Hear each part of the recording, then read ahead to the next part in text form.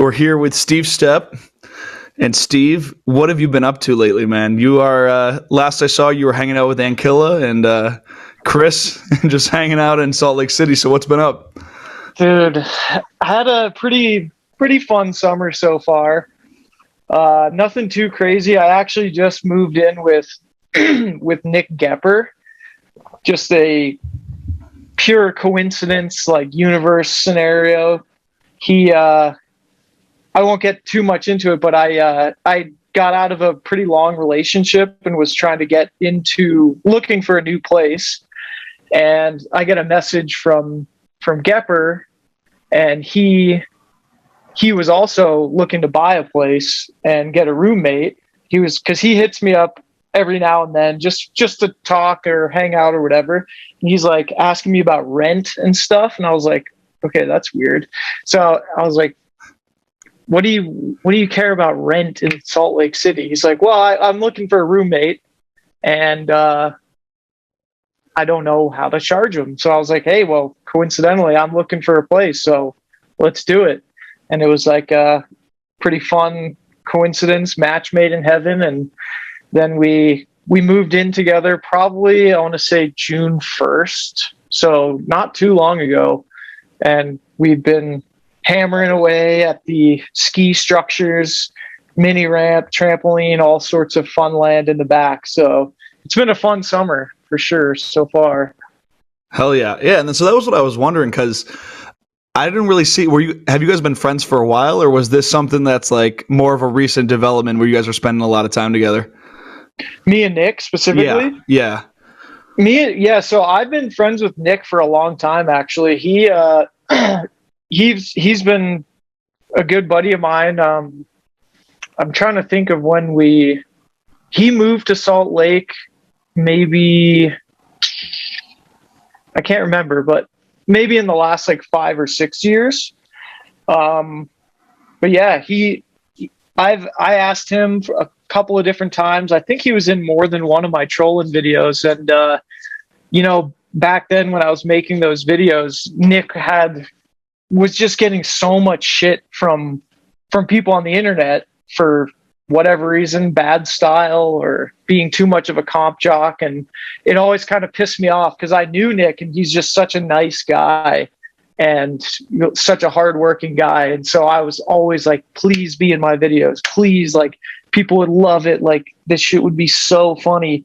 So I would, I invited him to be in a couple videos, and we just became friends from that. And I was surprised, honestly, because I was like, first of all, why would this like superstar be in my ski videos? But he was like super excited about it, and it was fun. So yeah, he's a good guy to have around, and he's always down to film skits and bits and stuff. So yeah.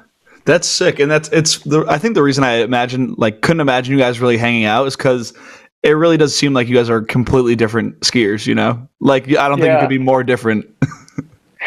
Yeah, I mean, I've always I talk about this with Kiefer a lot. Is that me and him sort of have a weird tendency of, maybe it's not weird, but it could get weird if you do it with the wrong people. But like, always trying to see the best in people and understand people before like making value judgments. Because I think one of the shittiest parts about the ski industry being so small is that people make value judgments on the stupidest things. Like, oh, he dresses like this, so I don't like him.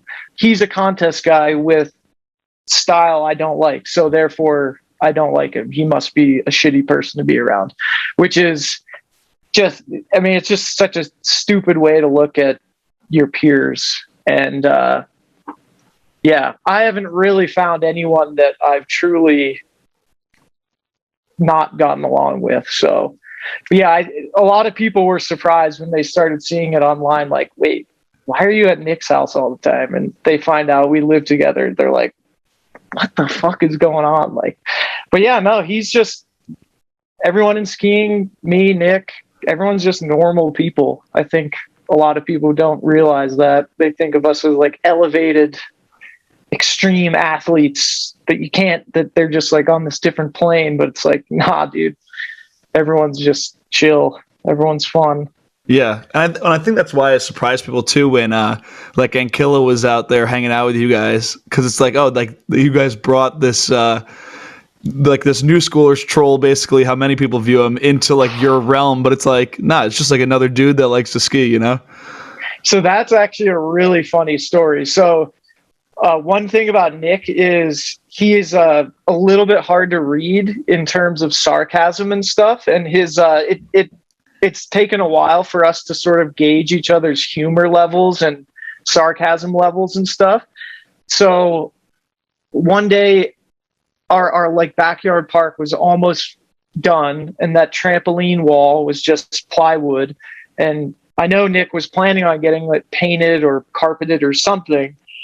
And so he's like, yo, so I finally got someone to come over and paint the mural. And I was like, oh, hell yeah.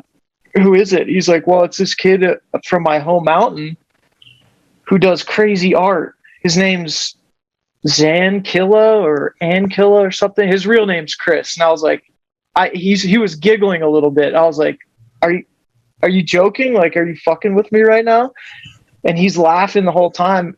I was like, you're kidding right now. He's like, no, he's coming this Friday, which he told me on a Tuesday or a Wednesday of last week. He was like, yeah, he's coming. He's going to paint the mural for like 2 days. And I told him I'd like pay for his gas and everything and all the supplies.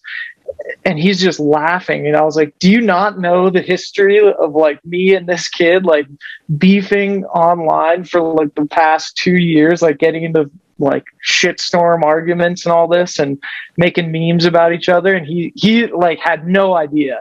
He knew that Chris was like this eccentric artist dude who had wild internet opinions, but he had no idea the backstory.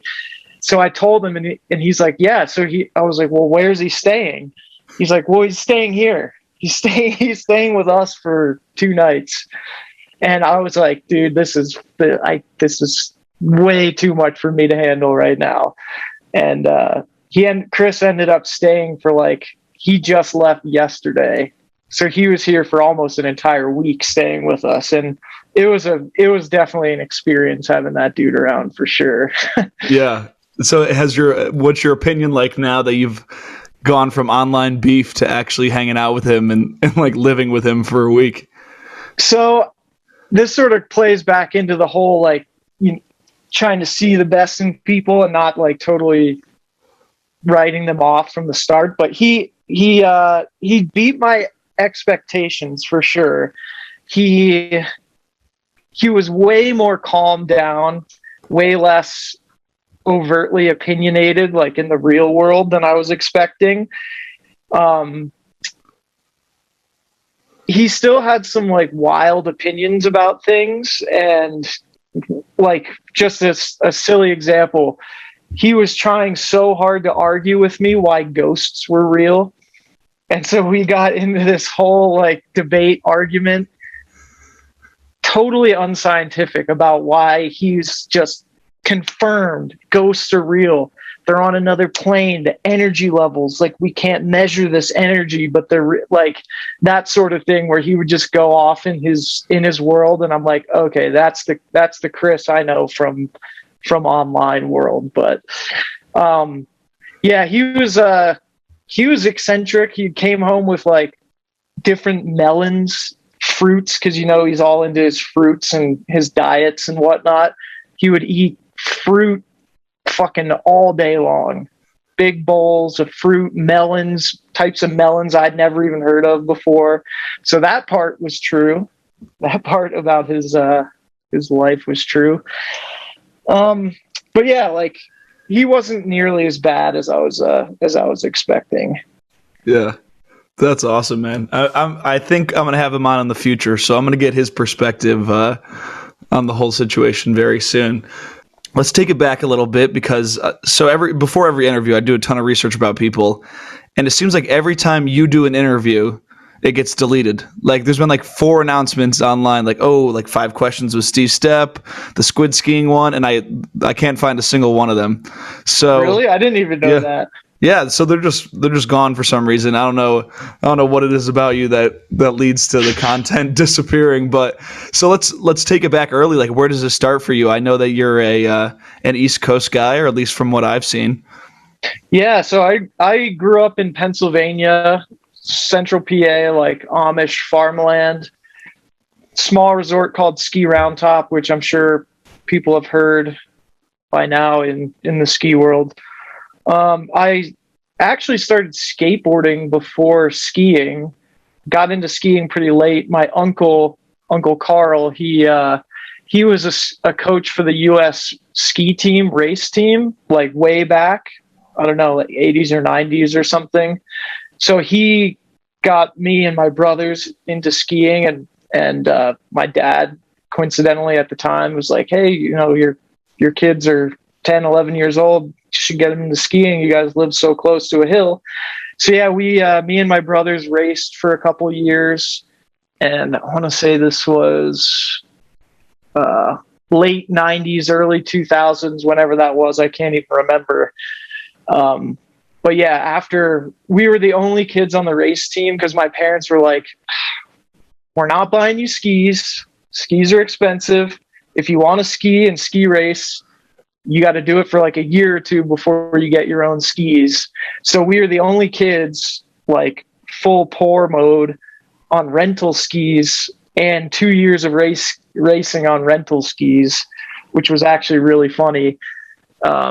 And then by our like 3rd year, our parents finally got us skis, and we're like fully committed. I mean, we were fully committed before that, but now that we had our own skis, we're at the mountain every single day. And that was before terrain parks even popped up, at least at Round Top. We had a shitty little half pipe that all the older guys, one year, like I think it was the year we quit racing, because we saw the older dudes doing backflips and stuff out of the end of the pipe. Like you drop in, you ride down that whole side of the pipe, drop in and hit it, because we didn't have jumps or anything. So we were all like, damn, we got to do that. Me and this other family of brothers, the Recitars, Evan, Tyler, and Trent, they were like our best ski buddies, and we were all on the race team, and we saw that. We're like, we got to quit this dumb shit. Like, we got to try and do backflips and spins.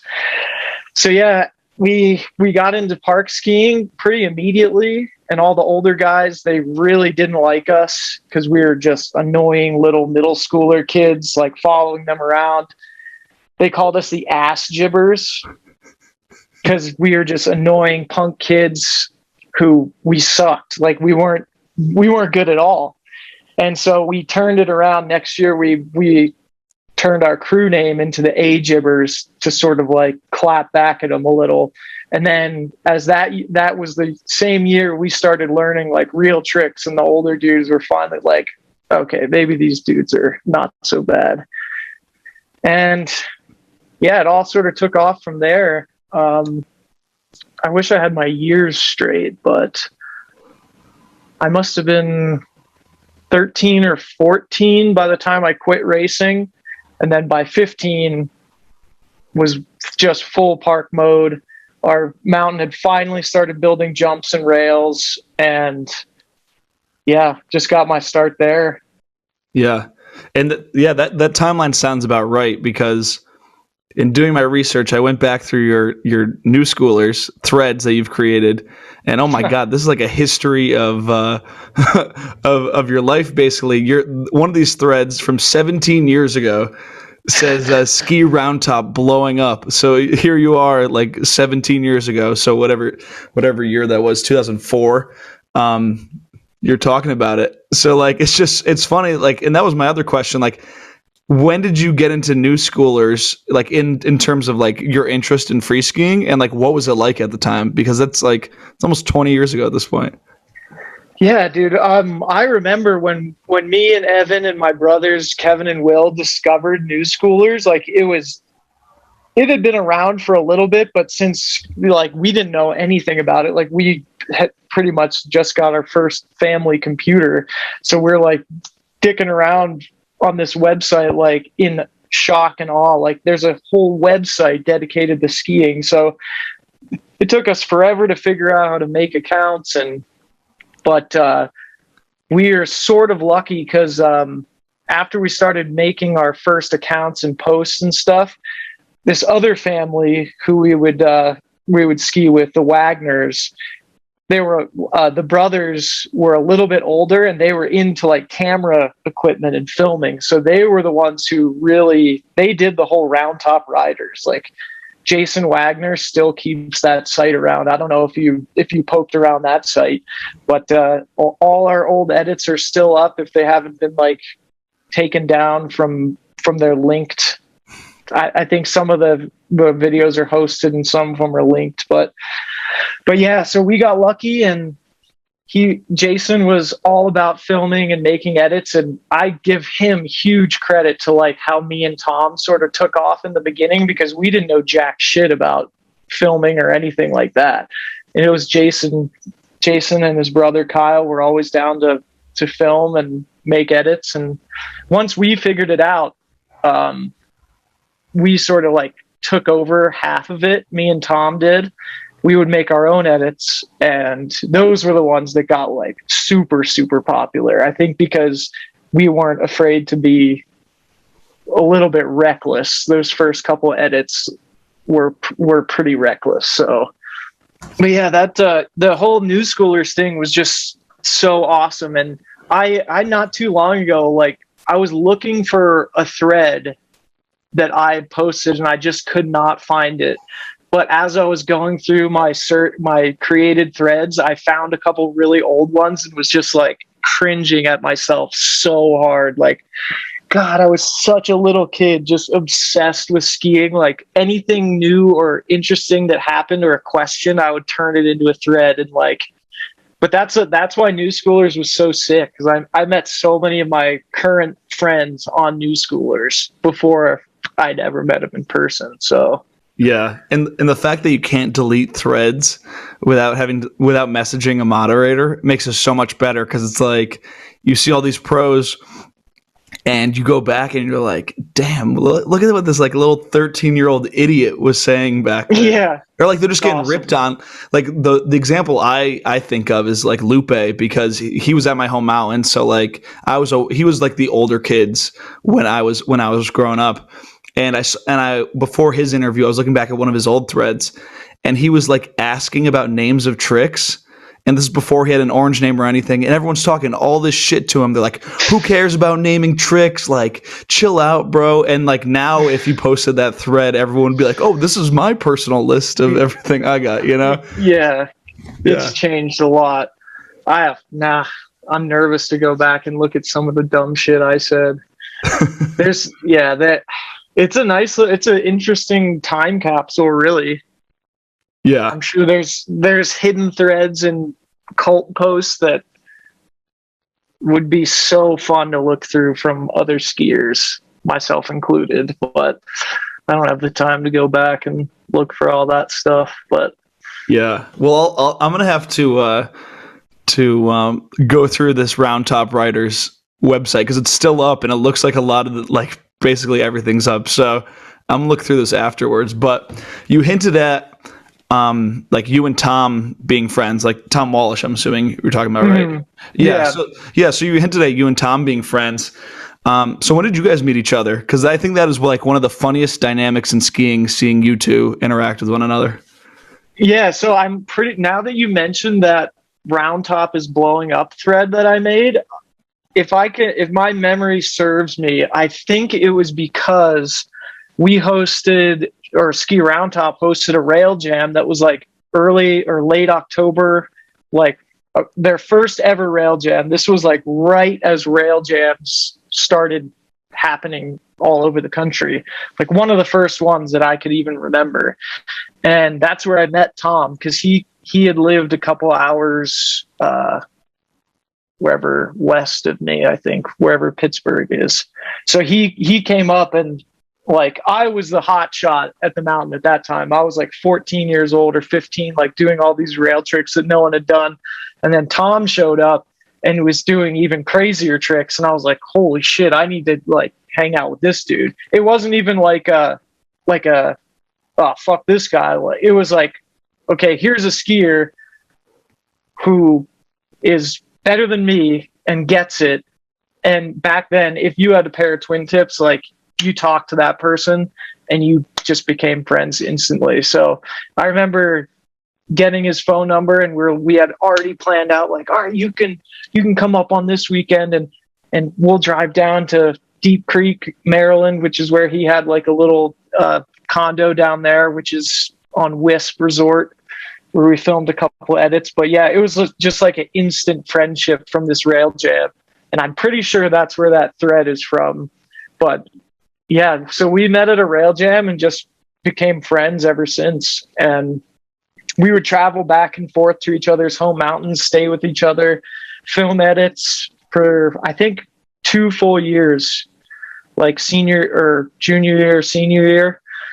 And then by the time college came around, I was like pretty confused because I was like, well, I just want to ski really, but I know I had to go to college because I needed a backup plan. I mean, pro skiing wasn't even really in my mind. I just wanted to go ski and see what would happen.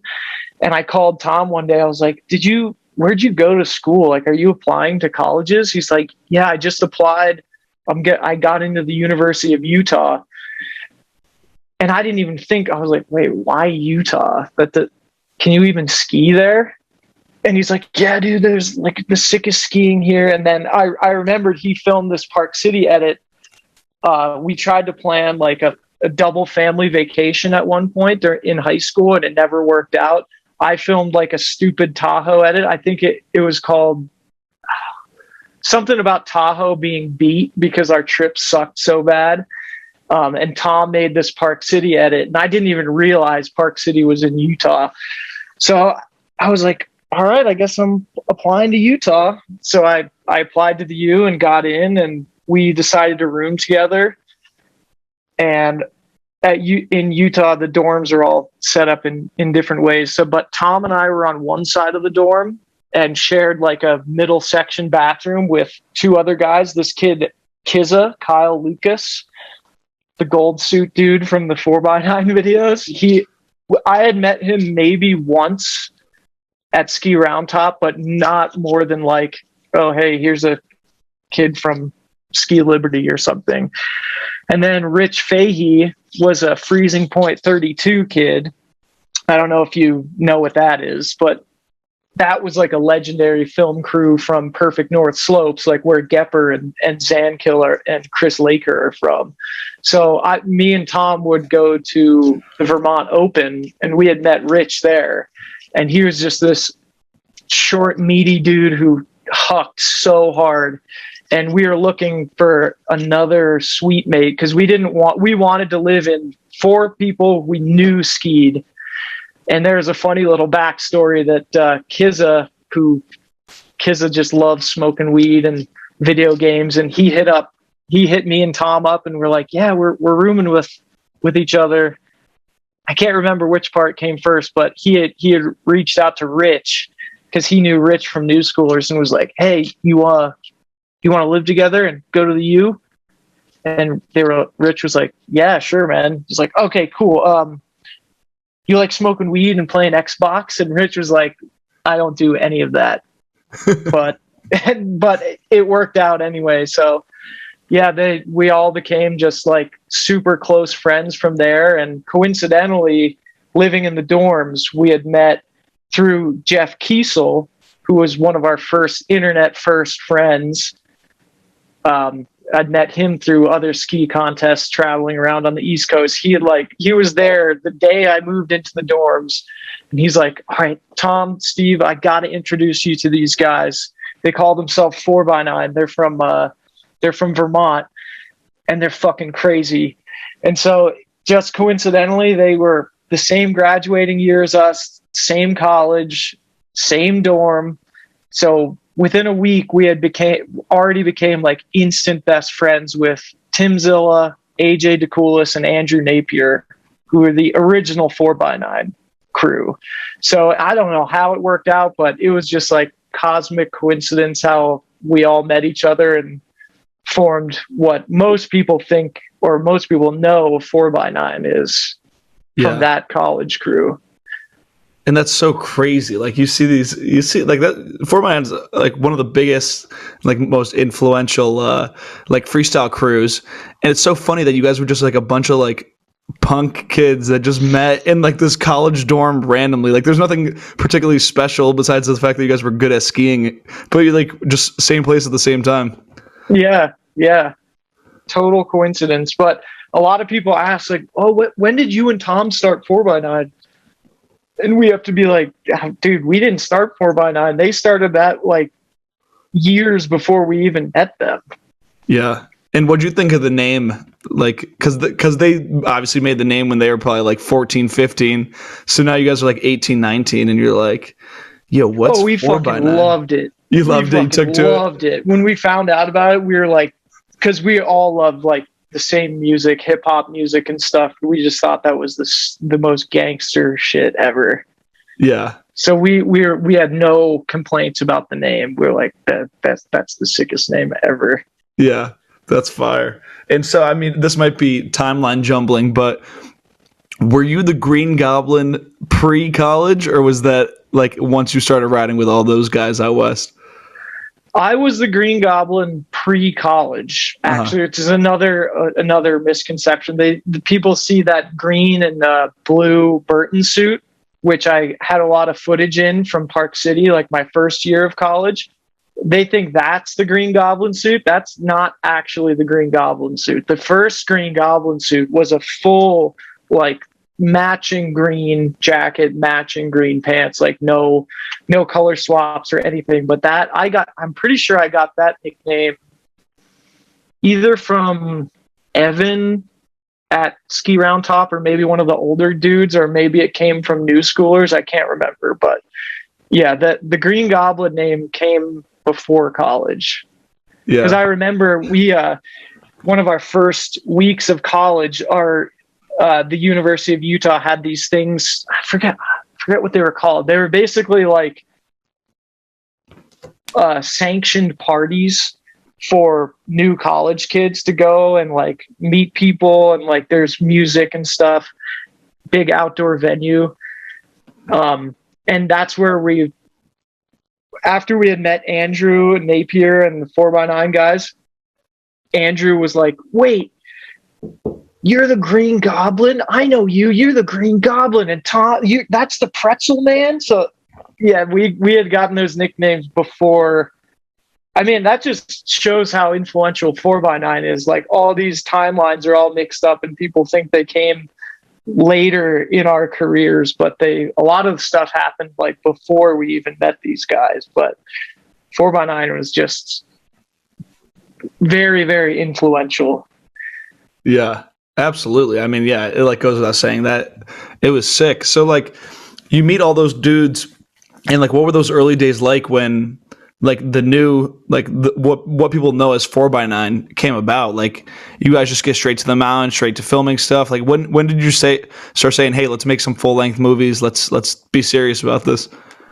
So yeah, I don't know exactly how it started, but this is another like stroke of luck for anyone looking to get into like having a crew pop off. You really just need someone if you're super passionate about skiing and filming and stuff, you need to find a filmer who's passionate about making films. Because we had AJ was he still is an incredible skier. People don't know that. He hates to be filmed. We have like a running joke where we're just, anytime we can sneak a shot of AJ, we have to do it, because some days he'll be like hammered filming, and then some days he decides to ski and throws down like the craziest tricks with the best style, but he just doesn't do it. But having a dedicated filmer like AJ, who was like, he set out from the beginning, like that fall, we're like, well, let's make our first like full length movie. And so that in September I remember this. September 16th, 2006 was the first snow in Utah. We had hit the trail side rail in Park City, which is like it's knobbed now, but there's super famous rail. Corey Vanuler, he did a pretzel on it. I think he was the first dude to ever do an urban pretzel. That was on trail side rail. So we all went up and hit this handrail. Littlest amount of snow, but we were so excited because that's why we were in Utah. We were there to ski. So we skied on September 16th. And we started making our first edits from there, a couple more edits like from September and October. I think one of the edits was called Late September Edit, which is actually, I think, the first edit that really triggered a lot of people because this was the first like super well-known 4x9 edit. Tom was mouthing off, like telling people to go fuck themselves, like calling out other New Schoolers members. And we were all just being so belligerent and stuff. But the skiing was like ahead of its time, even in September on like stupid features. So I think that's what kicked us off from the beginning. So we were just in the beginning, just so belligerent, partying all the time, filming all the time. And after those first couple edits, we're like, well, we're just going to commit and make a movie. And it worked out. Look it up. Yeah. So at the time, were there other big ski crews, or like what was the scene like in terms of the media landscape at the time and like putting out content? So really the only other, well, I should probably bite my tongue here, but the only other one that I can think of that was like comparable was Stepped. So the Martini brothers. Stepped Productions. I know Kyle Decker, who now films with Good Company, like Tom's filmer. He films with AJ now. He did. I can't remember if he was still doing. He wasn't doing full length movies, but he was a pretty prominent Midwest filmer at the time. Trying to think if there was any other like up and coming full crews. Not really. Not that I can think of. I think it was just us and Stepped. Mm-hmm. Like what were you watching for ski movies, if anything? Level One. Mm-hmm. Yeah. Long Story Short. Long Story Short was like the first movie we were like, okay, we need to like seeing Corey Vanuler's segment in Long Story Short, or what was the one before that? Not Long Story Short. The one he did the Rodeo 810 on. I'm better with the numbers for those. Shanghai 6. Yeah. Shanghai 6. But yeah, we watched any movie except TGR, because those are the most boring fucking sleeping pill movies you could possibly watch. But yeah, anything that had park skiing in it, we were watching it and we were at the premieres, because Salt Lake had a huge movie premiere scene, which is another sad thing that sort of died in our sport. But like every year, October, November, big movie premieres. And, you go party, get hammered, watch the new ski movie, watch maybe Hornbeck drops new footage that no one's seen before, or Wiley Miller drops footage you've never seen before. So it was just this whole scene where we watched everything.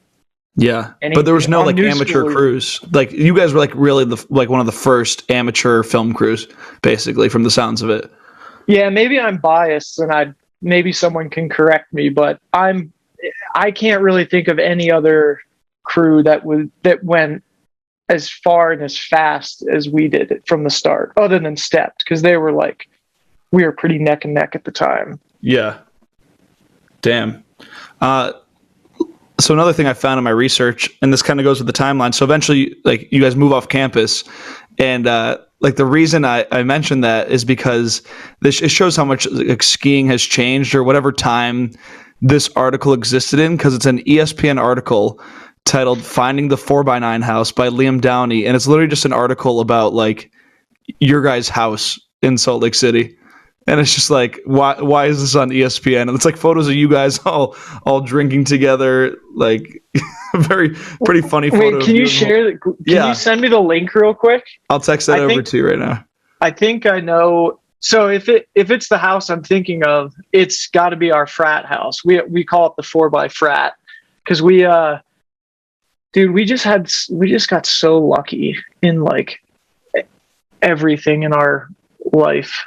Yeah, that was our frat house. So we had gotten kicked out, not evicted or anything, but like we wanted to like consolidate the crew into a big house, and we were shopping around for houses, couldn't find any. And then within like the last week of when we got kicked out of our house, I think it was Dave and Rich found this house. Never met the landlord. Didn't even see a picture of her. It was a woman. Gave us the keys, which is like the scammiest shit you could run into right now on like Craigslist and stuff. But we committed to it, and it's on Frat Row in Salt Lake City for the University of Utah. So this house is situated between two frats, and there's all frats above it. So it's the only house that was like owned.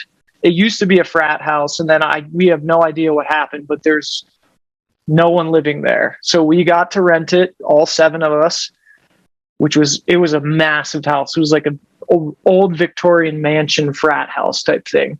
So that was like the 4x9 house heyday. Like we would have huge fucking parties at that house, and all the other frats and sororities around us, they called us the Snow Bros, because they were more than half the people in Utah don't realize how sick Utah is for skiing. So like all the frats and sororities were like, they were like mesmerized by us. They were like, first of all, why is there this crew of gangster, like fake gangster looking kids getting blacked out every single night? Not every single night, but we did party a lot. But like it was just hilarious to live in between two frats. And I'm going to see if there's more pictures up here. Yeah, if you scroll down, there's some really funny ones. Oh yeah, there's Youngzilla. Yeah, that was a good time. Yeah, we used to host these parties called 4 to 9 parties, where after skiing, instead of instead of partying till like 3 a.m., let's just start the party at 4 and end it at 9. So we would have 4 to 9 parties they still went to 3 a.m. So it almost was worse for us, because we would start at 4 and still go till like 2 or 3 in the morning. But that was a staple of the 4x frat, was the 4 to 9 party. Yeah. But that house was so sick. It's like a 3-story house. Did you get other pros coming through the house? Because like you're right in Salt Lake City. It's kind of like the only like ski frat. You guys were like a content house before content houses were really a thing. Like you could have had a reality show about you at the time. Like were people stopping by to see what the hell was going on? Yeah, there was pretty much anyone who was in Salt Lake City would come to the house. Like Henrik lived with us for like 2 full seasons, I want to say. And he was so young at the time, but he would, he stayed with us. I remember having parties where like the big pros at the time who we looked up to, like TJ Schiller, Wiley Miller, all these dudes who were like filming the sickest stuff that we watched growing up, would come through. And yeah, it was popping. It was fun. I wish I had more names to pull out of a hat, but yeah, everyone was coming over. It was dope. Yeah, that's so sick. And so you said you guys had that house for 2 years? I think so, yeah, 2 years. And so did that bring you to the end of college? Like what was like the departure from being students and like getting into the real world? Were some people talking about getting jobs? Was everyone basically like, yeah, let's keep skiing? Like what where'd you guys go from there? So after the frat house, we couldn't find another big enough house. So half of us stayed in Salt Lake, and half of us moved to Park City. So in Salt Lake, we moved. It was me, Fahey, AJ, Tim Zilla, and Dave moved. We stayed in Salt Lake, and then Tom, Weibel, and there was a couple of other people who weren't in the original frat moved. Anyway, basically, long story short is we split up, half in Salt Lake, half in Park City, and the house that they rented in Park City turned into like the new party house, which is all those like 4x9 house videos. Those were all filmed at the Park City house. Yeah, those videos are hilarious ones. too. Yeah. Damn. Yeah, those ones were great. But yeah, so we back to your question. Fahey was always working pretty full time. He never like fully committed to. He would film segments for the movies like for the first couple of years, and then kind of focused on work. But yeah, everyone was a little bit a mix of different things. Like I stayed in school. Like I never took a year off from school, even from high school. And I think my graduation year was 2011. So I think I did 5 years, and only because I took 1 or 2 semesters that weren't a full course load, but basically finished on time. Weibel did school coaching. It was a mix. A lot of people did ski coaching. A lot of people had like part-time jobs. I was fortunate enough to start making money from trolling videos and other sponsors and stuff. And Tom was obviously going super pro, making shitloads of money doing what he does. Kizza moved away. Napes, he never actually lived in the frat. He went to school at UBC in Canada. So we all sort of split up, but we were still filming the movies and stuff. So we stayed, obviously, we were only 30 minutes away from each other. But yeah, we stayed pretty connected still. And it was a mix of trying to ski as much as possible, graduate, and make enough money to not die. Yeah, basically. Yeah. So, I mean, I got to ask, because you had basically front row seats to the come up of one of the best skiers that skiing's ever seen. And that's Tom. So what was it like watching like your best friend going from a dude you're riding with at Round Top, and he's still very good at the time, to everyone knows him, X Games, tons of money. Like what was that like on the sidelines watching that happen to him? Dude, it was awesome. I think I can't speak for other friend groups, but like everyone had Tom's back like 100%. And back then we used to say, we have a little saying, I won't get into too many details, but there's Tom and then there's old Tom. And old Tom was wild.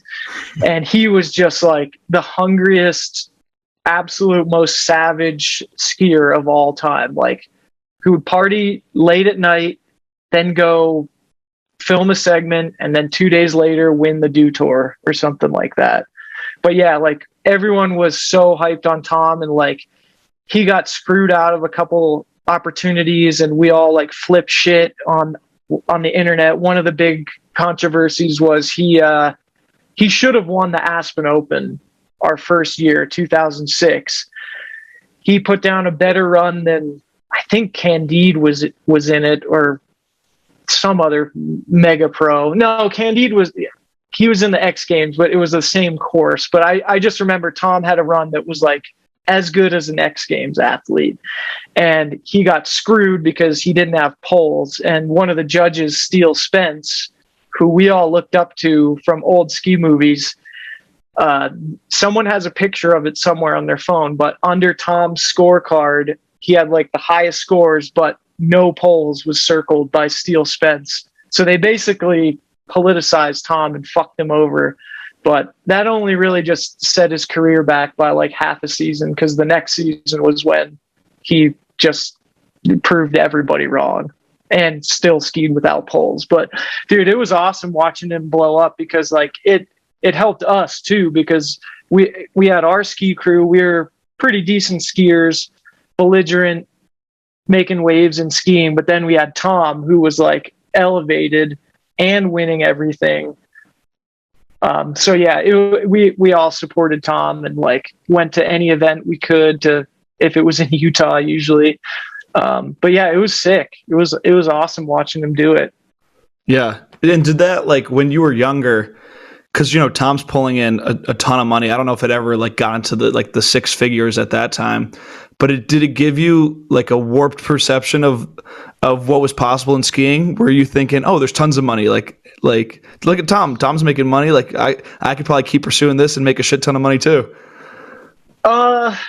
I wouldn't say it gave us any warped perception, but I will say there was way more liberal use of money towards skiing, because skiing being on the cusp of being in the Olympics, it started really blowing up. People started understanding that there's action sports outside of snowboarding and skateboarding. So it was really popular. Companies were eager to give money. But we knew Tom, like we knew from the start, like there's not many people, even to this day, maybe like 15 to 20 skiers on the planet making that kind of money. So it didn't really trigger anything to be in our heads. Like, oh, well, if we do this, we'll be making 100K. Like we knew that it was a rare thing for someone to be making that much money. Yeah. Like you knew he was special. Yeah. Yeah. Wow, that's crazy. What were you guys thinking of, like the Stepp crew at the time? Because you guys were both like thug ski crews, but like you, this is just my perception. I feel like you guys were always had like a little bit more fun attitude about the whole thing. You're like, yeah, we're thug, but like it's kind of a joke. And then you look at Stepp, and they're like, yeah, we're thug, and it's like, I think they're committing crimes like off camera. Yeah, like they took it too seriously. Yeah, I think that was just their like editing style.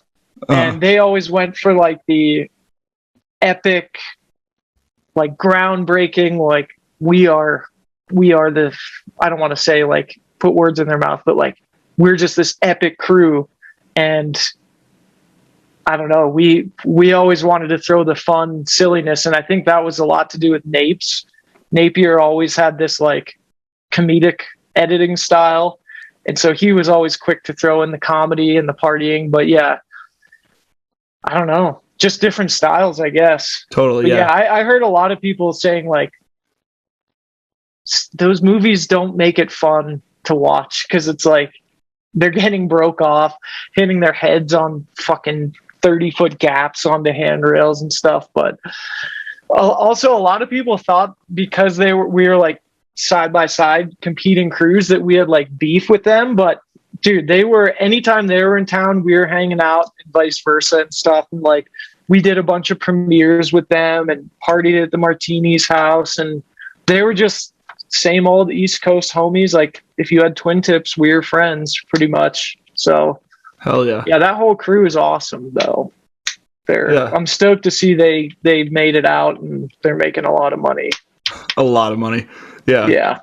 That's sick. So I mean, you mentioned that Andrew has like this really funny editing style. Was it you and him that went into doing trolling, or did you have like another filmer or editor at first? Like what was the entry like into doing that series with Saga? So Napes actually had pretty much nothing to do with trolling. So the edits him and I worked on together were like the hyphy edits, the Mount Hood edits, some of the Whistler edits. So like the early stuff when he was still in Utah, and the first couple years when we would go to Whistler and hang out up there. But yeah, the whole trolling thing, the first like season or two was, I honestly can't remember. It was mostly just like collected footage. And I had like a shit video camera I would just pass off and be like, hey, can you film me saying this type of thing? And then the first person I had was like a full-time filmer was Alex Curry, who was a kid from Ski Round Top, his snowboarder, one of my really good friends from middle school and high school. But he's transitioned into like making music videos and videos, and has like really nice camera equipment and is a good filmer. So he filmed the I can't remember which season, but basically the season with the nicest looking footage. That's all Curry. He filmed the Mean Girls season, the mockumentary.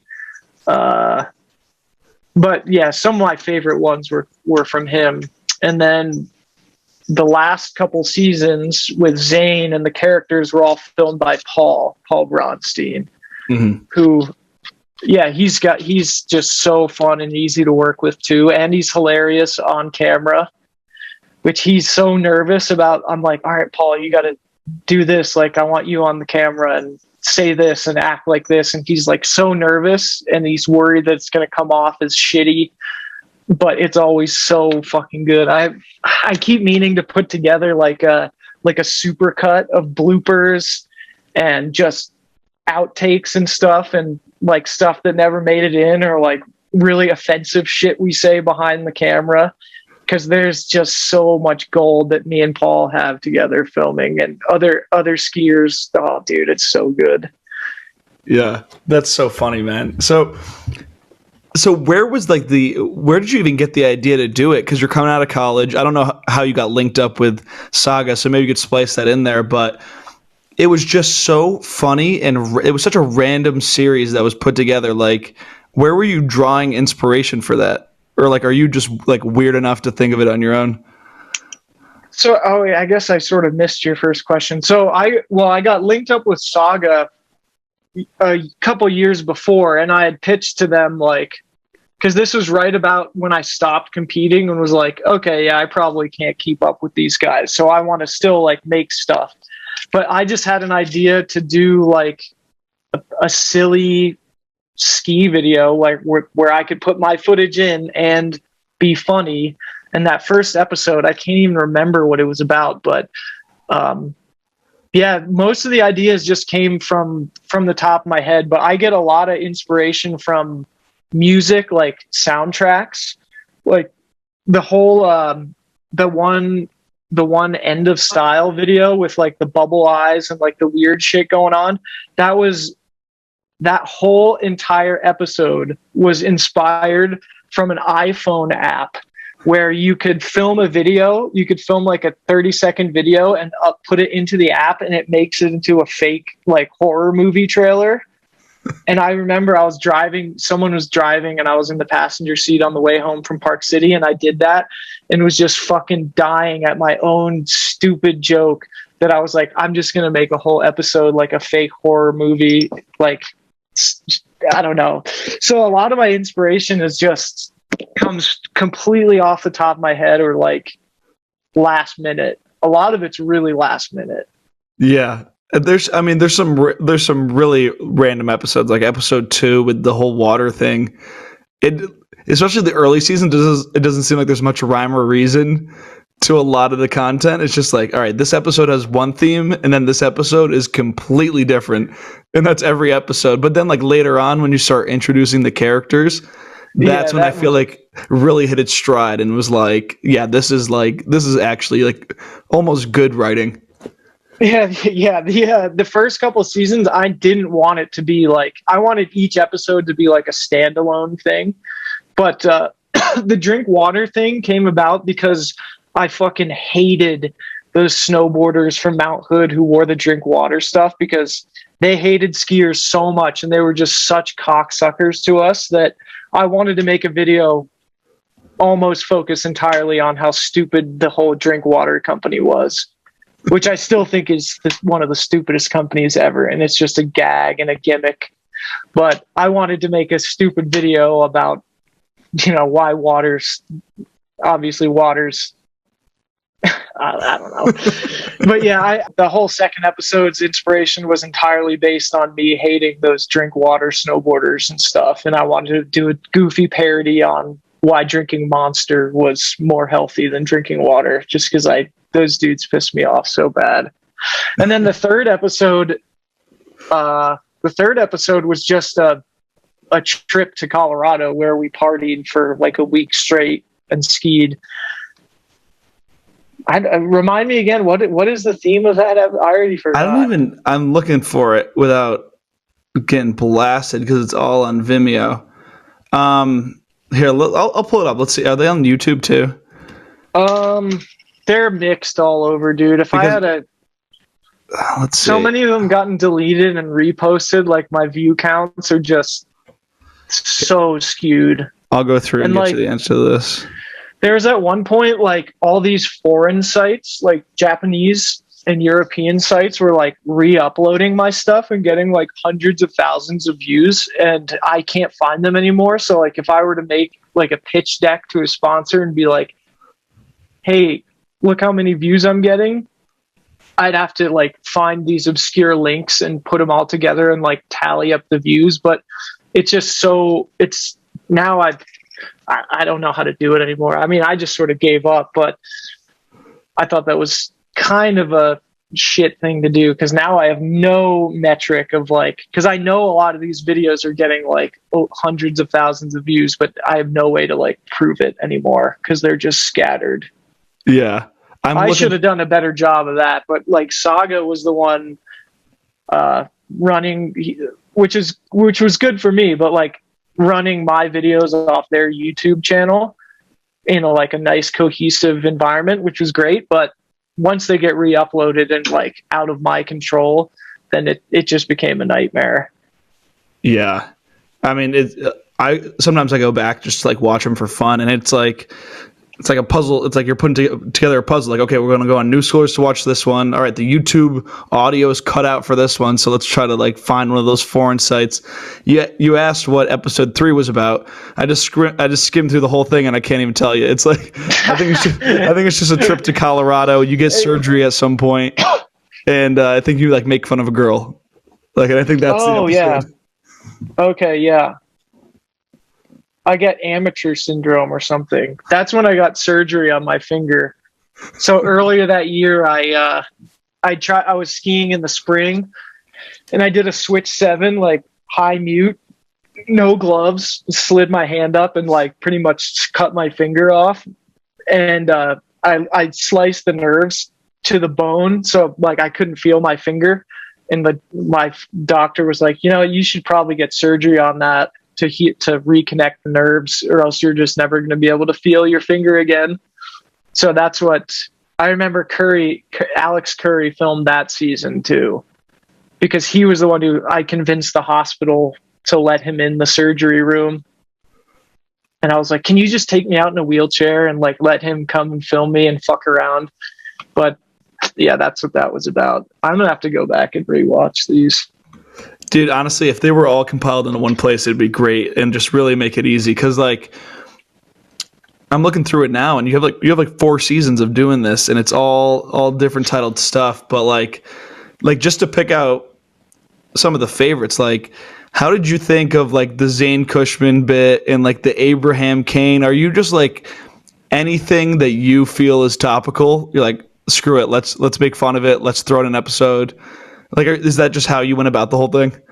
Yeah. So the whole Zane, it was actually a 2-piece to the whole Zane thing, because it was actually becoming really stressful. So one of the episodes, called Corporate Pressure, is my least favorite episode of all time. It's my most half-assed, procrastinated, like, in my opinion, my worst work I've ever done. But it was based in reality, because Germ, the guy at Saga, was like, I had deadlines and stuff, and I couldn't think of anything. And so I used the deadline as the joke, which is super meta.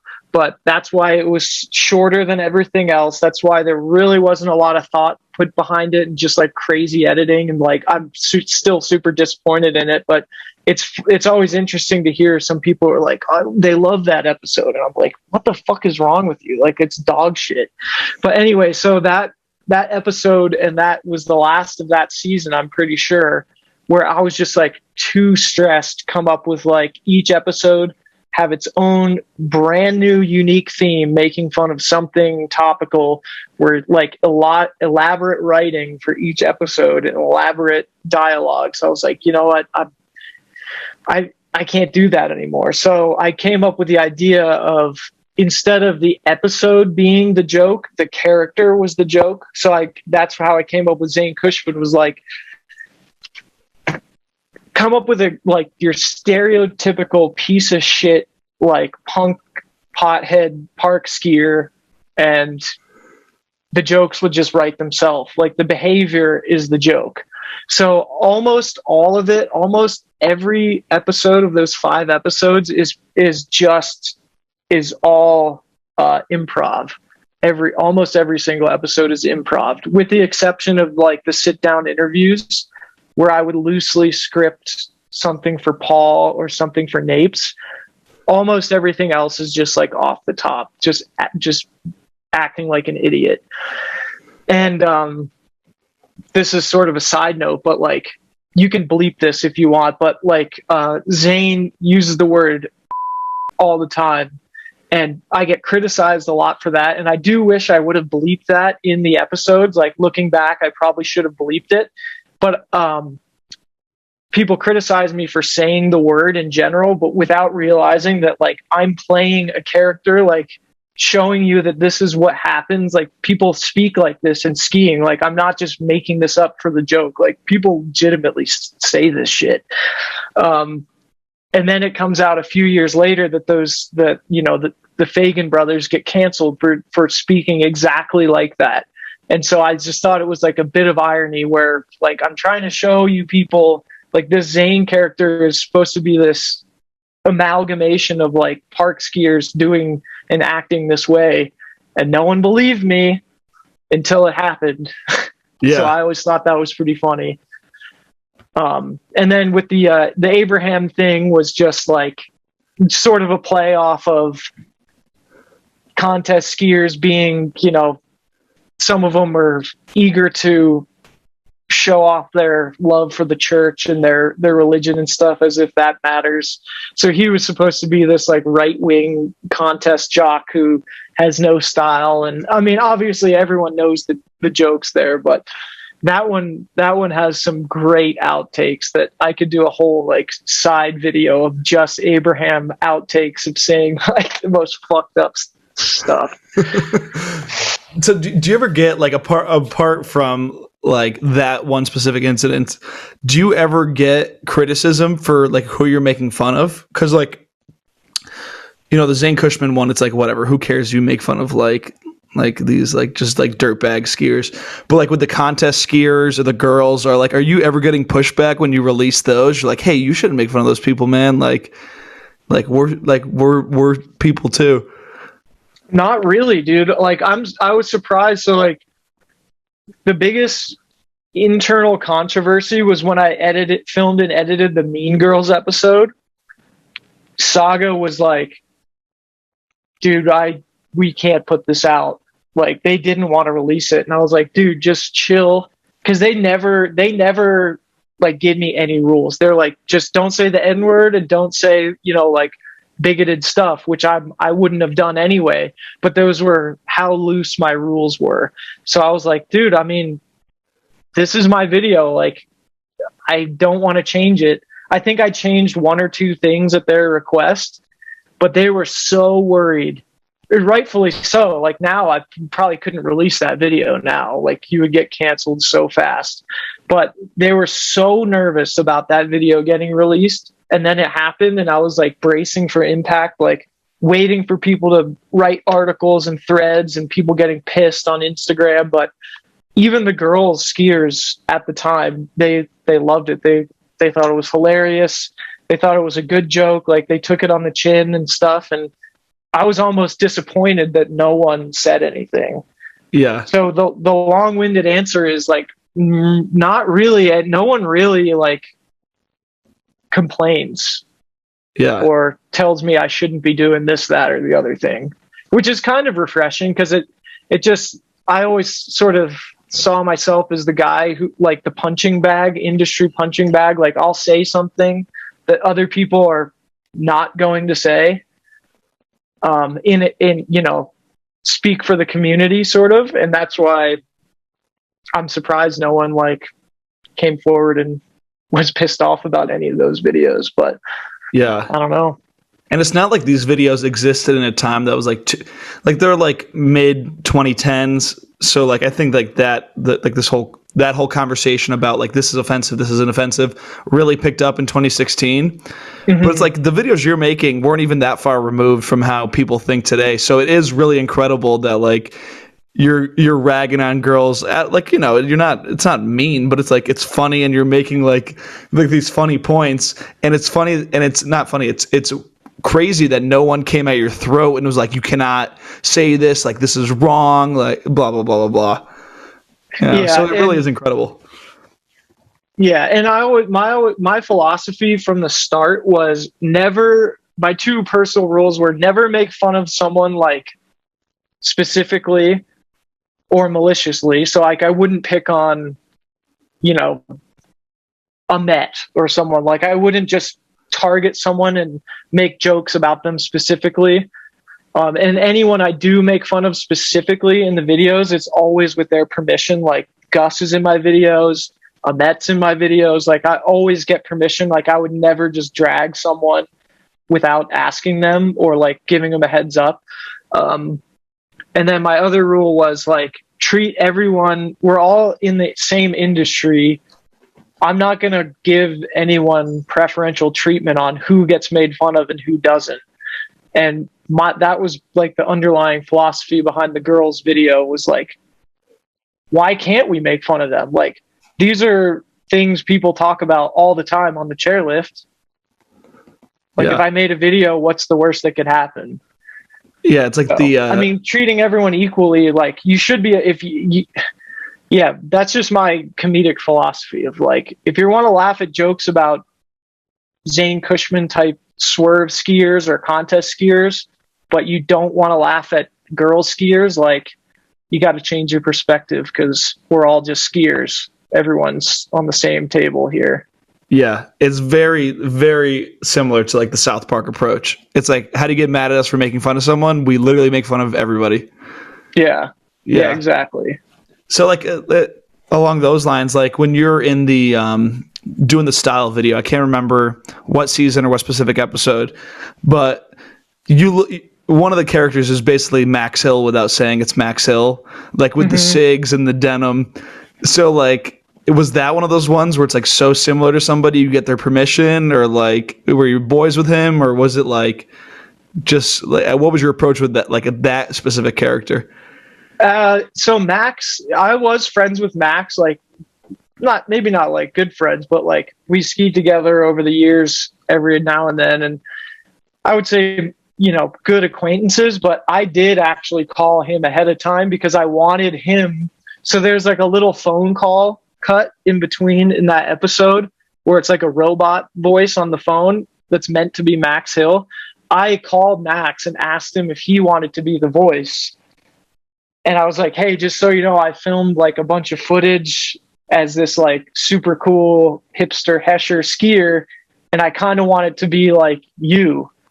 Would you be down to like speak on behalf of yourself in this video? And he's like, no, I'm not. So I was like, well, can I still film and like put this out? He's like, yeah, you can put it out, but I'm not being in your video. He was the only one. Well, there's one other person, but he was the only one that was like borderline not down. But he did say I could, you know, make fun of his style, but I didn't even like really make fun of him specifically. It was more of like that general Hesh aura. Yeah, totally. Oh my God. It's just like, I mean, anybody listening to the segment's gonna be like, these dudes are not talking about this in a cohesive manner, but like just hopping from episode to episode. But you said that the corporate pressure episode is one of your least favorite. And like while you were describing it, I'm having trouble not like actually laughing out loud because I'm watching the One of Those Days segment in that video with like the shitty CGI birds and like, oh yeah. It's just like these videos are so funny, dude. And so before we get to when they ended, because I'm sure there's a whole can of worms to open with that. Like, what were you doing for money during this time? Like, you're just out of college. Are you doing like a straight job during the off season and then like making these videos in the winter? Because I'm assuming these videos weren't like paying the bills, right? Yeah, it was like I'd say more than half of my income was coming from skiing, like Saga, Budgets, Jay, Spy. And then I was working like part-time jobs, like customer service jobs. I worked like a really shitty IT job. So it was like a mix of both. And then obviously Windell like filmed two or three full episodes at Mount Hood while I was coaching and making money up there, which was like a really great way to offset the cost of the videos and stuff. But that's another one that got buried, was the snowboarder episode. That's on Vimeo somewhere. That's one of my favorite ones. I don't know if I've seen that one. I'm gonna have to go check that out. Like, again, it's just the trouble of getting everything in one place. Let me see if I can find it. Yeah. Yeah, that's the one where I came up with the stab snowboarders thing. Dude, this is one of my favorites. Like, I even ended up making a video using Skier X as like a character in our video, because we poached. Like, we poached a lift line at our like small mountain in Connecticut, and like on the GoPro's like an encounter with a ski patrol guy. So we steal like the Skier X like hidden identity. But this is you know who that is? Who is that? Is that Jack? It's Jack. Yeah. Yeah, I was gonna say I can kind of tell from the silhouette. And I hired a guy to do the voice. That dude, his name is Landon. I hired him off of KSL, which is like our local Craigslist. He has so many good voices. I have some really funny, like, just B-roll shit of him like talking about Trolling and Steve as like Gandalf and Christopher Walken and all these funny voices and stuff. Yeah. Oh my God, man. Yeah. There's so many. Like I said, anyone listening to this can be like, these guys are just like rambling through, like reminiscing about these videos. There's so many little gems in here, and so many things I'm probably missing that could be dissected. But like, what most people wonder is whatever happened to the series, because it's pretty much dead now, right? Yeah. I mean, it pretty much is. So there's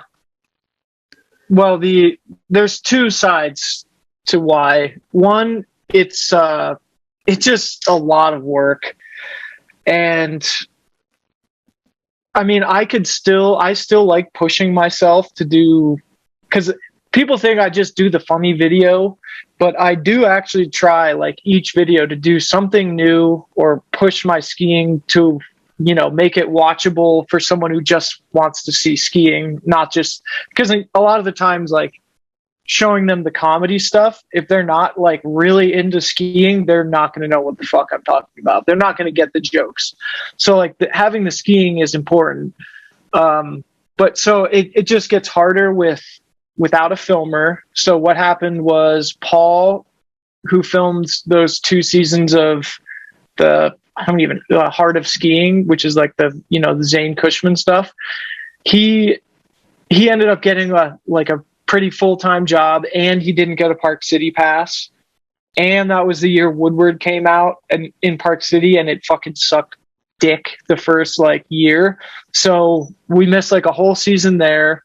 Then I was planning on doing another one. Paul didn't get a pass, but this whole time Saga owed me, and still owes me, like probably $13,000.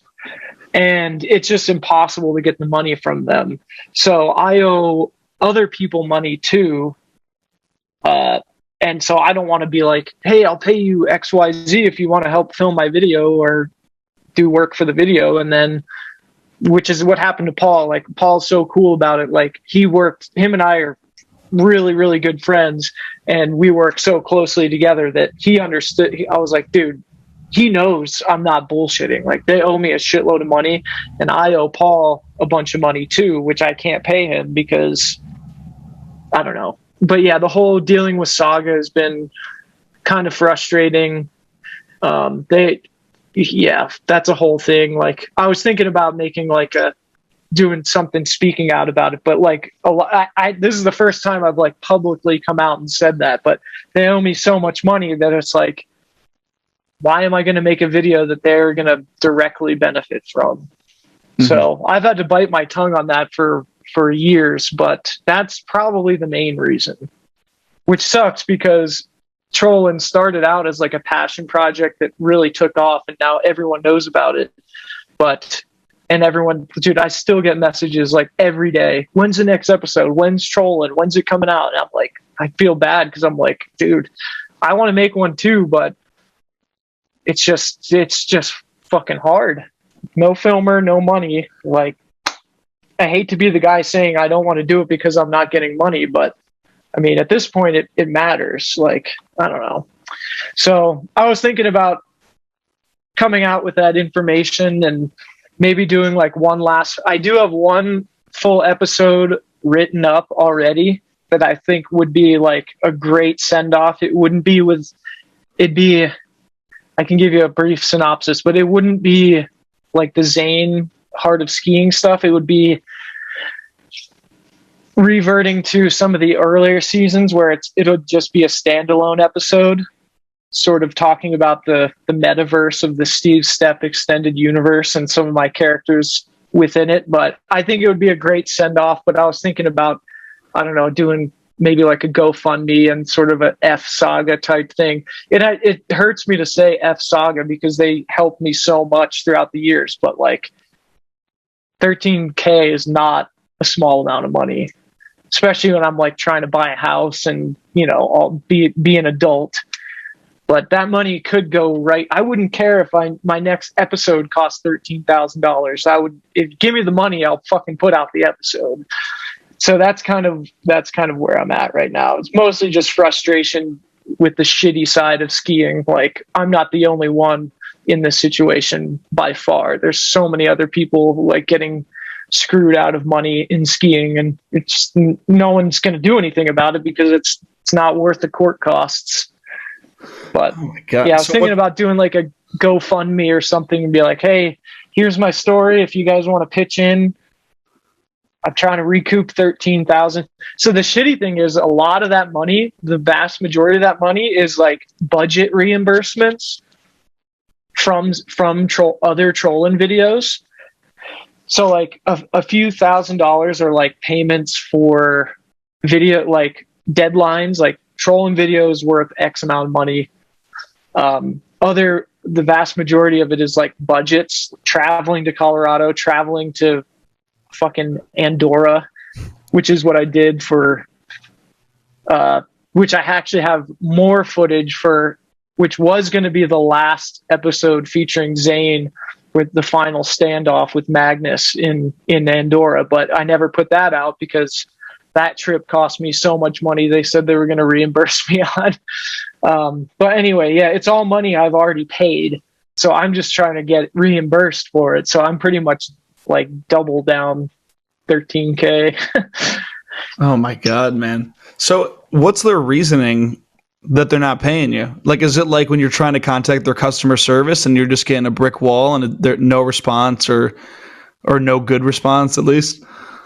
I mean, I won't get into any gritty details, but it's basically them saying, look, we don't have enough money to pay you.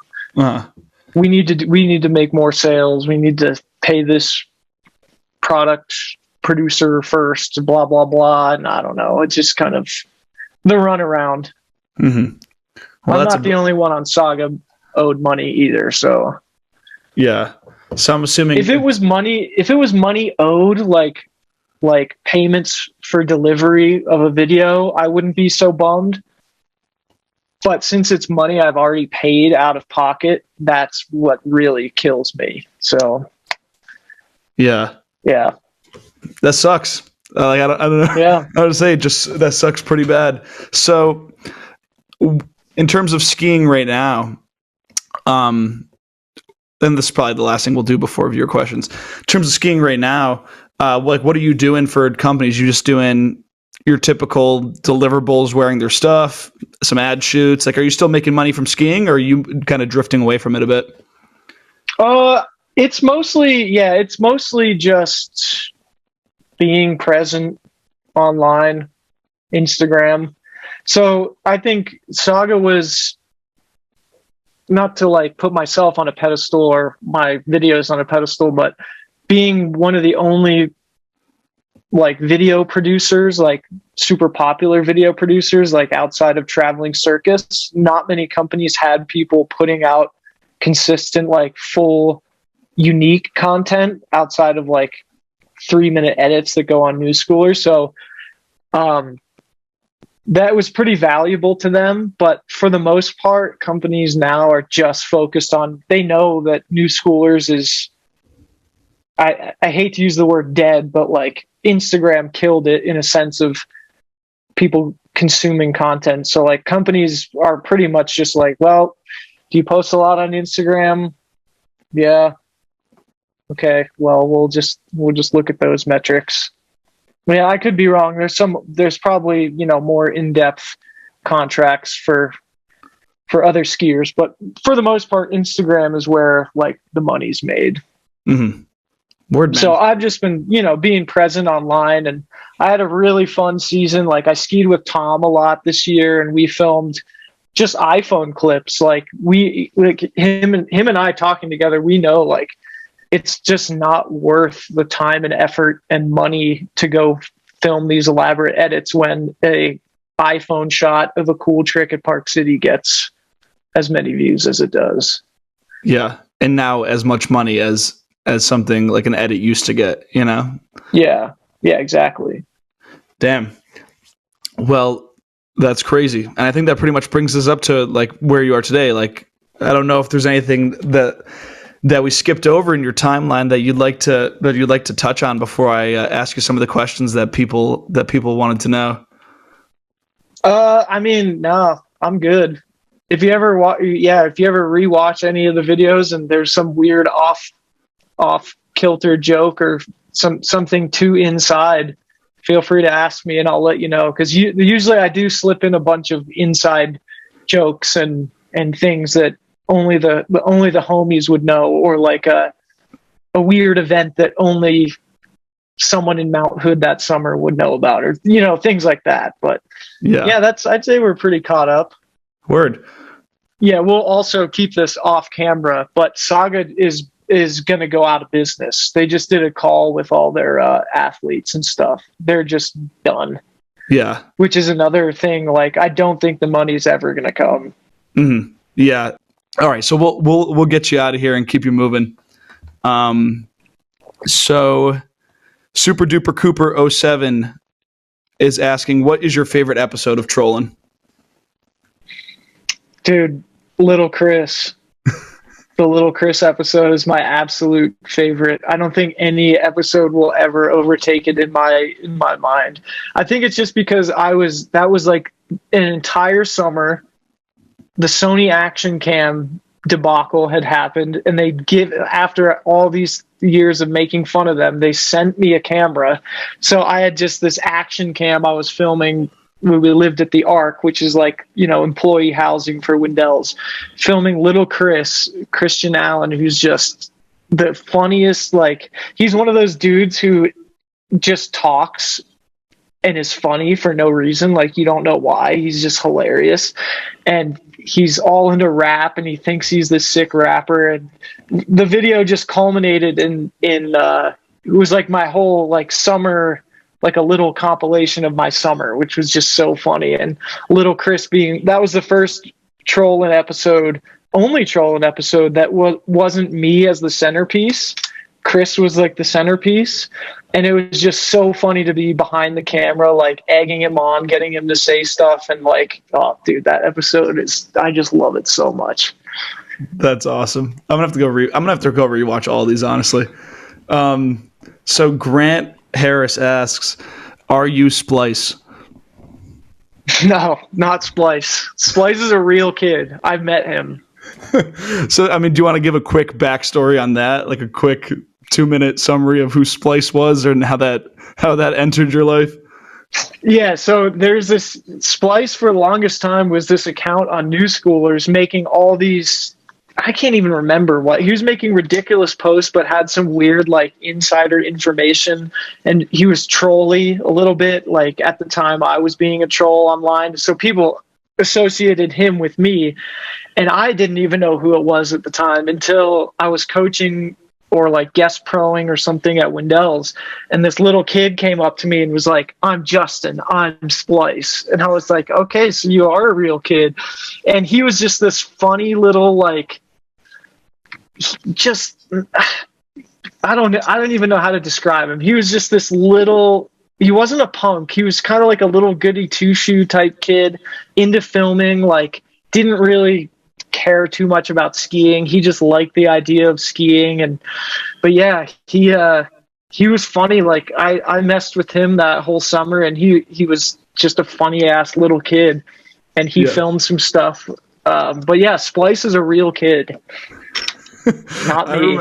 I remember from that time, one of the things that people always ragged on him for is like he would hype up these videos that were coming out and they never, ever, ever dropped. They never dropped, but it was like websites made, trailers made, all this hype, and then it's just nothing ever.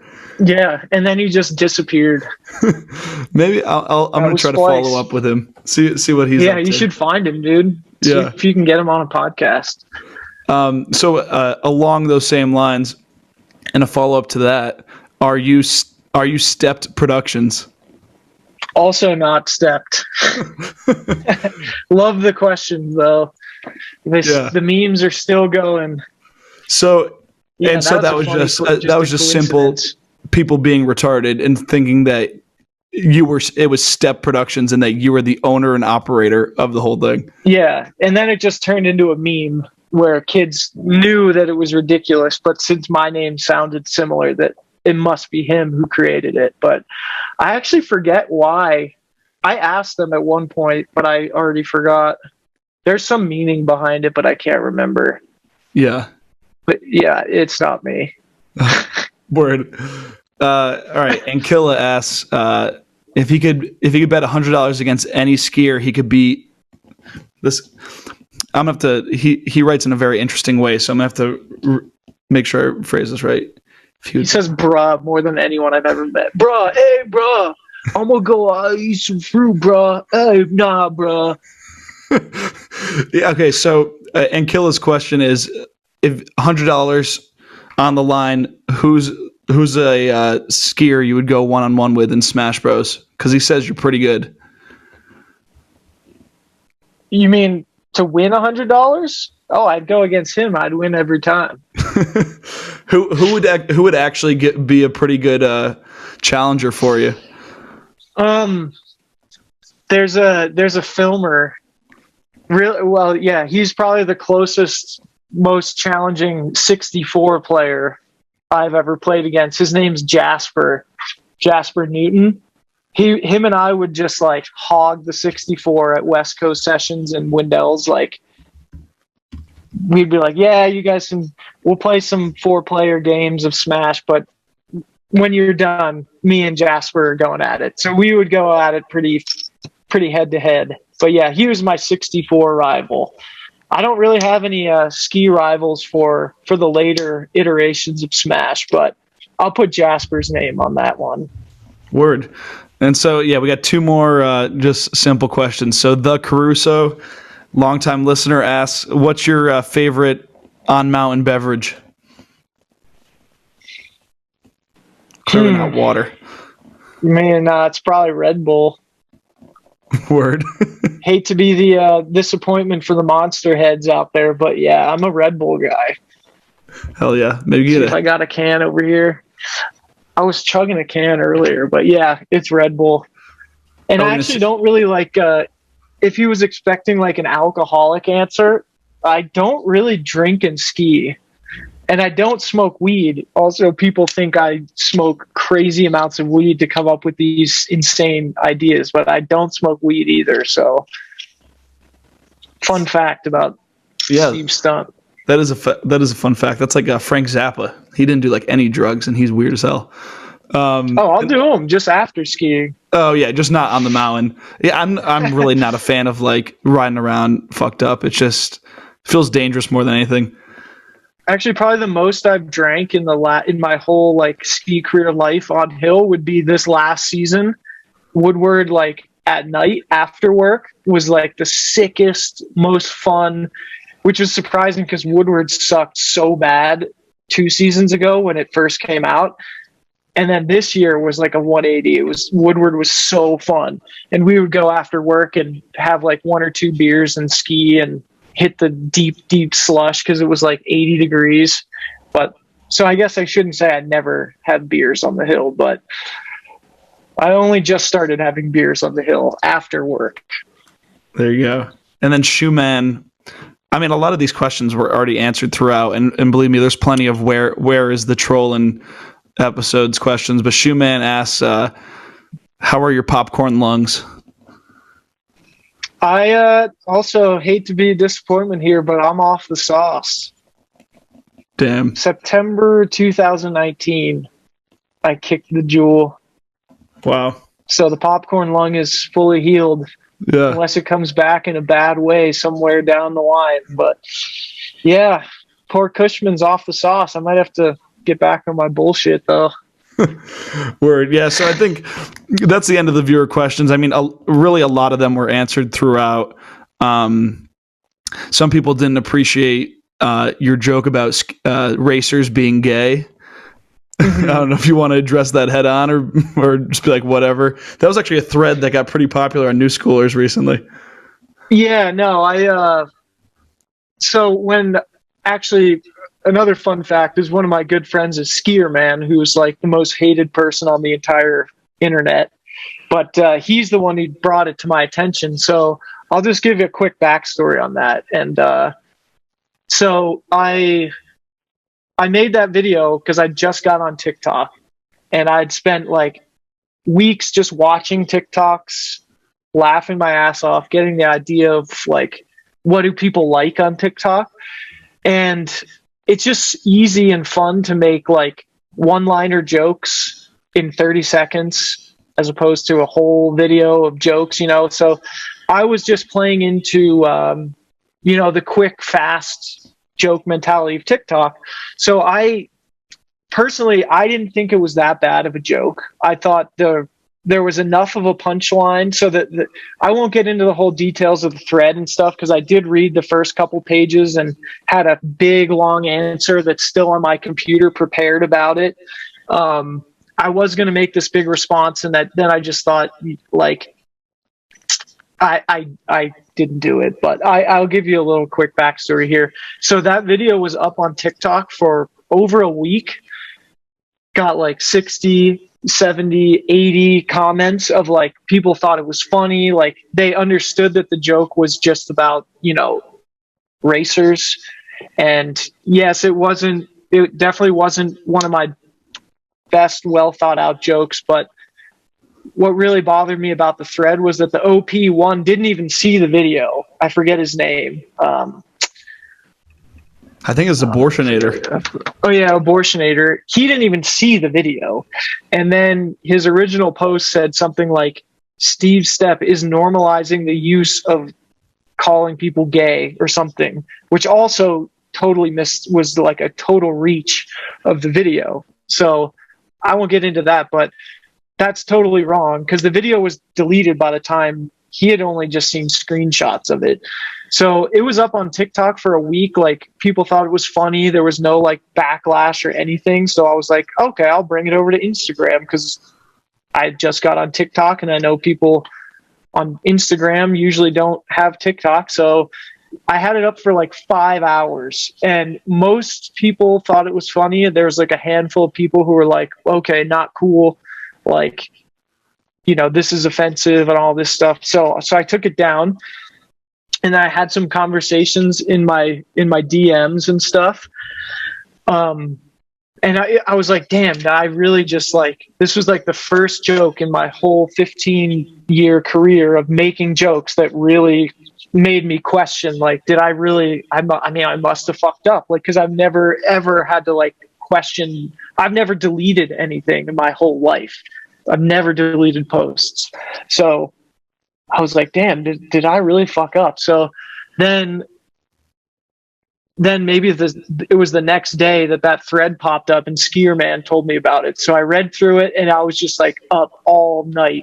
Like I literally did not sleep that whole night trying to like worrying about what people thought and like what my response would be. So I wrote up this whole thing addressing like people's comments and Abortionator's original thread. And so before I posted it, I wrote like maybe a page. And then I decided before I post, I'm just going to reach out to some LGBT skiers that I know of. So I won't say any people's names, but I DM'd a bunch of people who are like not just rando skiers. They're like, you know, pro or, you know, semi-pro, I guess you could say, skiers, whatever you want to say. People who are in the industry, so, and friends of mine. So I was like, hey, I know you're in the LGBT community. Like, can I ask you a candid question? Like, totally, I want you to speak from the heart. Give me your honest answer. I don't care if you can rip me apart. I don't give a shit. I'm just going to send you this video. You tell me what you think. So I did that to a bunch of people, and I got some pretty insightful responses. Some of all the ones I talked to, only one of them, which was my longest conversation, was with a guy, and he was like, he wasn't overtly offended by it, but he was like, you know, lecturing me on why he changed my perspective a bit and why it would be offensive to the community and all this stuff. So I ended up doing like a couple days of research with other people and gauging people's responses and showing it to people in person, like on my phone. And the majority of the people who saw it in person, like I would be like, hey, watch this video. Tell me what you think, like honest opinion. And almost all their reactions was like this. Like they didn't understand like why it would be offensive or that it was even that funny. So I think that's why I was so mixed up about it, because it was just such like, and people were like, this is such a poorly thought out joke. Like, it's just like the worst punchline, like come up with something better. And I'm like, dude, have you ever been on TikTok? Like that is the nature of TikTok, is to come up with the stupidest, shortest one-liner, like quips and jokes. But anyway, back on topic, like I did have my perspective changed. I changed some of the set lines and stuff in my write-up, and I do honestly realize why it's offensive and stuff. But on the same note, I do think it wasn't as black and white as the abortionator was saying. That one, if you're entering the realm of comedy, even if it's something like a TikTok and people know my background, you have to understand, like, you can't just take a joke as he said a joke that I'm offended by that might offend the LGBT community. Therefore, he's doing this. Therefore, he's normalizing this bad word. Therefore, he is a bigot. Therefore, he's a homophobe. Like, people who make those jumps are just not thinking critically.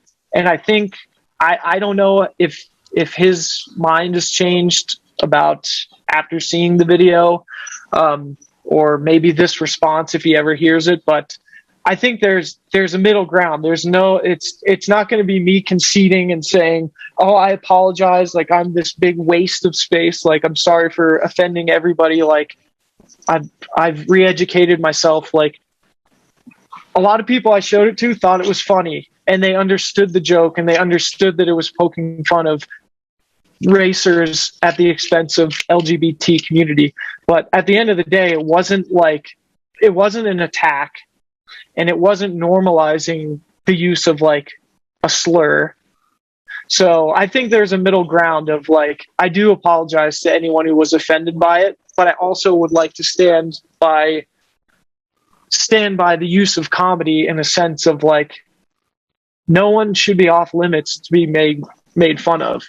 So I don't think I'll ever release the document I have, but if anyone wants to read it, maybe if there's enough people asking about it, I'll show it. But yeah, I just wanted people to know, like, I did my research and had my mind changed, talked to other LGBT people in the community and got their opinions. Largely was of their mindsets was, yeah, it just wasn't like that great of a joke, but it wasn't like earth-shatteringly offensive, and most people in the community didn't think it was that offensive. So obviously not, I'm not speaking for everyone in that community, but because clearly there were people offended. But the greater point I'm trying to make is like the people who know me on New Schoolers, especially like where I grew up and started my like career and my comedy on there, to turn that fast on me after like I've supported so many people on there, and just they've turned so fast and like ready to throw me under the bus for one bad joke, like one that I'm admitting is a bad joke. That was just like a dagger. Like, damn, you guys really, I don't know. Yeah. I was just disappointed in the community. Like, didn't even get a chance to really speak about it. I mean, I guess I could have made my response, but I wasn't expecting anyone to have like a thought out response to that. But I was just sort of like, it was unexpected, I guess, to be turned on that fast. Like, especially people knowing like my comedy, my philosophy of like, I made a 15-minute video making fun of female skiers and somehow managed to do it in a way that wasn't like, you know, offensive or sexist, in a way that was just like, I don't know. I don't know if I'm on the right track with that, but yeah. I just would say there's a middle ground. Like, it's a bad joke. I wish that it didn't turn into a massive threat on New Schoolers, but I actually haven't even read past the second page because I don't want to read past it. So, and I don't want to revisit it because it really did fucking bother me. Like, not that they wrote the thread, but that maybe I had done something like fucked up, and it really made me reconsider like what I post online. Yeah. Well, I mean, like you said, it's not black and white. And I think a lot of the people that were very quick to be like, oh, screw Steve Stepp, blah, blah, blah, blah. Like, New Schoolers is very much like, there's a lot of 12, 13, 14-year-olds that this is probably their first exposure to you. So that's probably why like a lot of people were like, oh yeah, screw that guy, screw this, without knowing anything previously about you. And then there's the other people that do know about you and are like, oh, why is he making that joke? But I think it's like it's a mixed bag of like people that know about you, don't know about you, and they're just all throwing shit at the wall per usual in the forums. Yeah. And actually, now that I remember why I was mentioning why there was like 50 or 60 or 70 comments on TikTok. And so I only mentioned that because of the people who got outraged, not a single one in 80 comments on TikTok, but within like 20 comments of Instagram. To me, I was expecting, if any platform would get outraged, it would be the younger like Gen Zers who use TikTok, not Instagram. And so I was thoroughly surprised that it was Instagram users and like the older generation that got as offended as they did. So that was the only reason I mentioned like the 80 comments thing, was like, and that's why I was so comfortable in the joke and bringing it to Instagram, because I was like, well, if no one's offended here, then it's going to land on Instagram for sure. Yeah. Damn. But I was wrong. So, yeah, it's tough. But the other thing is, like, I don't know if you spend any time on TikTok. Like, tons I of think time. the tide is shifting in terms of like humor based on, you know, immutable characteristics like race, sexuality, things that like most young people in the young generation know that like you can't change your skin color, you can't change your sexuality, so it's okay to make fun of it. And I think that's actually a really, really popular sentiment on TikTok, and you see that a lot. Like, there's some really, really funny race humor on TikTok, and some really, really funny humor like making fun of everyone, sexuality, whatever, because they know that like everything's in jest. And if you're on TikTok, you're not going there to just outright trigger someone. And maybe there's political people who do that, but like the majority of the times, if you run into like a joke about gay people or a race joke, it's funny. And if you read the comments, most people understand that humor is humor and no one's out here attacking people. And that was just the sentiment I was playing into, was like, I tried to make a lighthearted joke about ski racers and used Grinder as an example, but I guess if it backfired, and I mean, if people really, I guess the thing I wish the most would be like, if you could jump in my head and see that there was no like malintent behind the joke at all. Like, yeah, I obviously can't prove that to you, but like, come on, you guys have known me for like 15, 20 years on the internet. Do you really think that I fucking am not down with LGBT community? Like, it was interesting for sure. Well, you're also far from the first person to make that joke. I mean, oh my God, the jokes about racers being gay, and then conversely, snowboarders calling all skiers gay. I mean, that's like one of the oldest jokes in the sport. Yeah. That's the thing is, that's not even jokes. They're just saying racing is gay or skiers are gay. Like, they're just trying to be offensive. And I think that's the line that I wish like the OP would have seen, is like, we've been around that sort of talk for so many years that maybe my TikTok joke sort of blended in with that. But like, I don't know. There's a difference between someone getting aggro and calling racers gay in a forum post, or Torstein Hjorgmo or whatever his name was, who made all those fucked up tweets about skiers being gay. Like, those aren't jokes. Like, those are people actually just being assholes. So to me, I think there is a difference. Like, if you know me and you know like what I'm about, like sifting through what I consider to be comedy, what most people consider to be comedy, like, you got to take these things with a grain of salt. Like, you got to know that, like, I have friends in the LGBT community. I wouldn't do something that would compromise like relationships there. So I don't know, but obviously I don't know everyone on New Schoolers. So yeah, well, so this insight into the mind of someone that basically tries to be funny, like tries to be funny online. It's a tough line to walk across sometimes. Dude, for real. That's why I'm guessing why people on Instagram and other pro skiers just don't even try to have a personality. I'm not saying that that's just who they are. I'm saying they don't do it because it's too risky.